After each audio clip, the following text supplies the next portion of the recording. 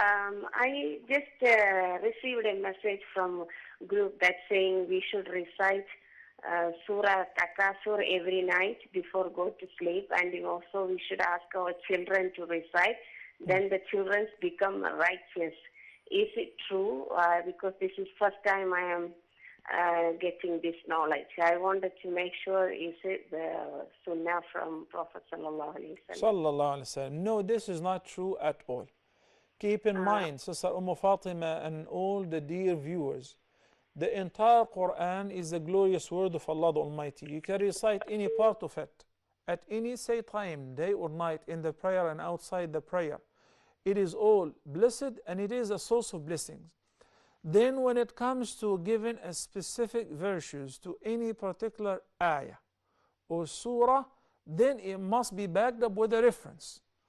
These guys who, every now and then they come up with a dream, or somebody says that the messenger came to me and said the solution to all the problems of the ummah is in reciting Surah Ash-Shams so many times, this number of times. You should not do it. Well, I'm reciting Surah Ash-Shams or Surah At-Takathur or Surah whatever regularly, no problem. But making this in this specific manner is definitely an act of innovation, which is absolutely rejected. We also need to learn how to deal with the social media. Some people, including some of us, those who are involved in da'wah, they keep forwarding messages without even reflecting upon them. A message today just came to me where there is a whale or a big fish that it came to the shore. So on the sand, with the tail is struggling to go back to the water, but it's a huge one.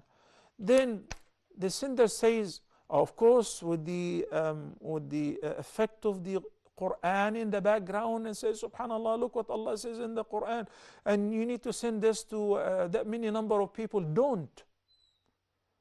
It's just a fish. They wave through it to the shore. Okay? A lot of things happen. Why do you link this to the Quran? And you ask people, you need to spread this, and you need to do that, and you need to say La ilaha illallah 10,000 times, and you need to recite this surah this many number of times, and if you don't do it, no, this is all false. This is all false. Instead, if you want to do something useful, share with people any of the verses, ahadith, such as what we study in the book of Riyadh al-Salihin of the sound ahadith, or the book of Ar-Riqaq, Tendering the Hearts of Imam Bukhari, may Allah have mercy on him. Some of the recommended acts that if you flip over at night, if you recite this dua, if you say La ilaha illallah wahdahu la sharika lahu lahul mulk wa lahul hamdu yuhyi wa yumituhu ala kulli shay'in qadir. Then you say Alhamdulillah wa subhanallah wa la ilaha illallah wa Allahu akbar wa la hawla wa la quwwata illa billah. Everybody knows how to say that. Then you say Allahumma ghfirli. Allah will forgive you all your sins. Okay, share that. Share the hadith and the reference, the narrator, and the reference, who collected the hadith and whether it's sound hadith or not. And then let people, automatically they will share it because it's something sound and it's virtuous. But when it comes to you, sometimes I have to reply to anonymous senders that said, bro, this is a fabricated statement. This is not a hadith. Or when the Prophet saw his son when he went to sleep and saw this and this and that. I enter some masajid and I see posters hung against the wall and a bulletin board, fabricated ahadith. Remove them. Change the munkar.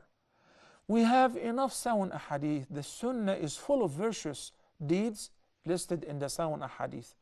Any part of the Quran is glorious and great. Some specific ayat and some specific surah have references.